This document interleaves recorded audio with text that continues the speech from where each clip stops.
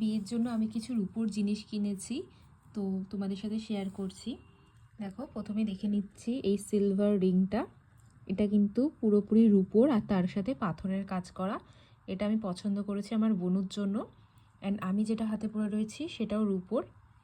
দেখো, তো আমার অনেক দিন ধরেই বেশ ইচ্ছে ছিল এই টাইপের একটা স্টাইলিশ রিং পরার, তো আমি নিয়ে নিয়েছি। বিয়ে উপলক্ষে আমার মা আমাকে কিনে দিয়েছে দুটো জিনিস। যেহেতু মার কোমরবন্ধনী বিয়ের একদমই রূপোর, খুব সুন্দর ছিল, তাই কোমরবন্ধনীটা নিয়ে নিয়ে আমি ওটা মায়েরই নিয়ে নেব রূপোর।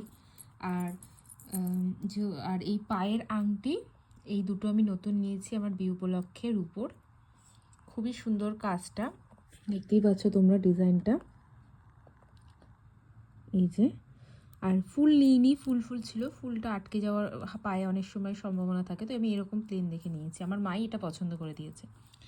আর এটা নিয়ে নিয়েছে একটা নূপুর।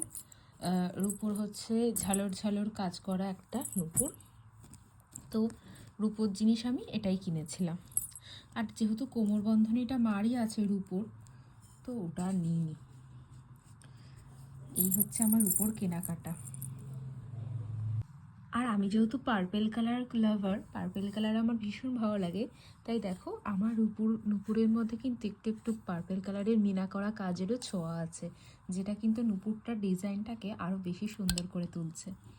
তো এই ছিল আমার শপিং রূপোর জিনিস কেনাকাটা।